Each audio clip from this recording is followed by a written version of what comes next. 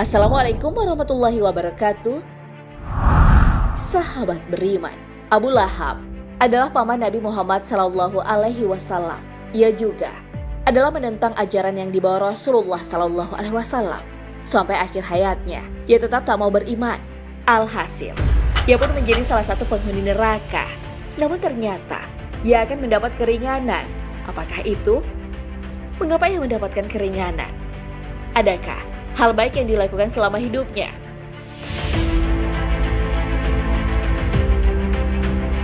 Tonton video ini hingga akhir agar tidak sesat. Apa kejahatan Abu Lahab? Abu Lahab adalah musuh Islam yang paling mencolok. Oleh karena itu, ia dikenal sebagai orang musuh Islam terbesar sepanjang sejarah. Ia pernah melakukan hal jahat pada Nabi Muhammad SAW. Perlakuannya itu diriwayatkan oleh Tariq bin Abdullah al-Muharibi. Abu Lahab pernah memukul Rasulullah SAW dengan batu hingga membuat tumit beliau berdarah. Kakaknya Abu Lahab, istrinya pun sangat memusuhi Rasulullah SAW. Pada suatu kali, istri Abu Lahab, Ummu Jamil binti Harb binti Umayyah, menebarkan duri di jalan Rasulullah SAW lalui. Istri Abu Lahab ini juga suka menebarkan berita bohong dan menyulut api fitnah mengenai Rasulullah SAW. Tak heran, julukan yang diberikan kepadanya adalah pembawa kayu bakar. Kelakuan Abu Lahab dan istrinya telah diabadikan dalam Al-Quran. Binasalah kedua tangan Abu Lahab dan sesungguhnya dia akan binasa. Tidaklah berfaedah kepadanya harta bendanya dan apa yang ia usahakan.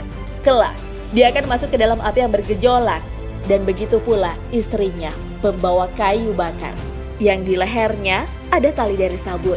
Al-Quran, Surah Al-Lahab ayat 1 hingga 5. Mengapa Abu Lahab diberi keringanan?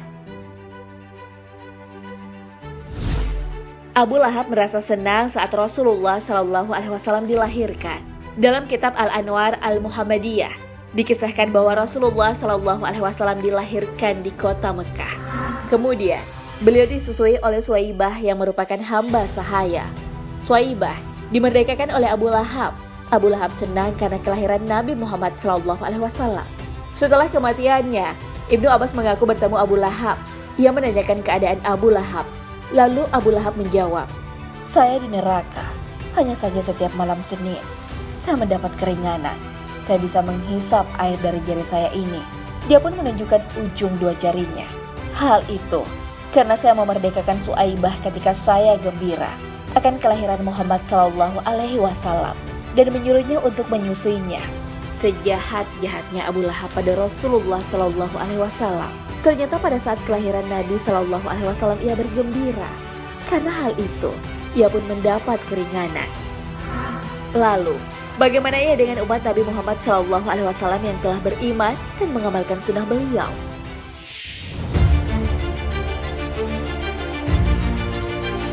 Kalau Abu Lahab saja yang kafir dan dicela dalam Al-Quran karena senangnya melihat kelahiran Nabi Muhammad SAW, maka diberi keringanan.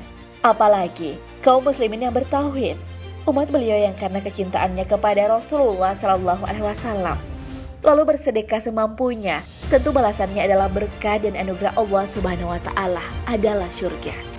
Mengenai hal ini juga dibenarkan dalam kitab Bidayah wan Nihayah. Imam Al-Hafiz Ibnu Katsir berkata, diringankannya siksaan Abu Lahab adalah berupa balasan dari rasa gembiranya ketika Nabi dilahirkan, kemudian ia memerdekakan budaknya Suwaibah.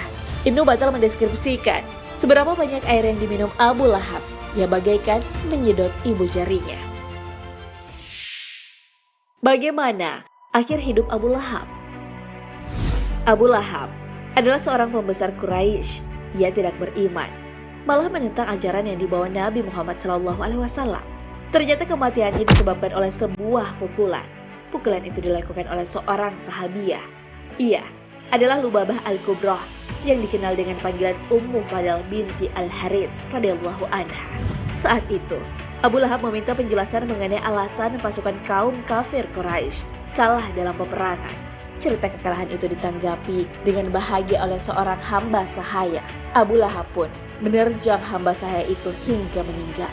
Ternyata dari arah lain datanglah Ummu Fadl memukul kepala Abu Lahab dengan tiang tenda. Kepala Abu Lahab pun berlumuran darah. Luka itu pun telah menjadikan penyebab kematian Abu Lahab. Sepekan setelah perang Badar, Abu Lahab pun meninggal. Tak ada yang mengurus jasadnya. Jasad itu dibiarkan selama 3 hari. Para tetangganya memutuskan untuk menguburkannya. Mereka kemudian menggali lubang. Mayat Abu Lahab pun dimasukkan ke dalam boks kayu. Kemudian dimasukkan ke dalam lubang yang telah digali itu.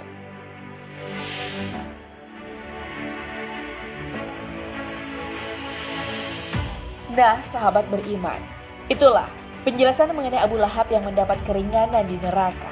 Abu Lahab dan istrinya adalah orang yang sangat getol menghalangi dakwah Rasulullah SAW. Abu Lahab melakukan perbuatan jahat pada Rasulullah SAW secara fisik. Istri Abu Lahab juga tak kalah, yang menyebar kabar bohong dan fitnah mengenai Rasulullah SAW. Namun karena Abu Lahab bahagia saat kelahiran Nabi Muhammad SAW, akhirnya ia diberikan keringanan. Sejahat apapun seseorang, ia pasti memiliki sedikit kebaikan. Bisa jadi, kebaikan itulah yang berguna nantinya dan akan mendapat balasan. Hal ini sesuai dengan yang telah diabadikan dalam Al-Quran. Barang siapa yang mengerjakan kebaikan sekecil apapun, niscaya dia akan melihat balasannya. Dan barang siapa yang mengerjakan kejahatan sekecil apapun, niscaya dia akan melihat balasannya pula. Al-Quran, Surah Az-Zalzalah ayat 7 hingga 8. Wallahu a'lam bishawab. Sahabat beriman, jangan lupa berbagi informasi dengan share video ini, karena sebaik-baik manusia adalah yang paling bermanfaat bagi manusia. Wassalamualaikum warahmatullahi wabarakatuh.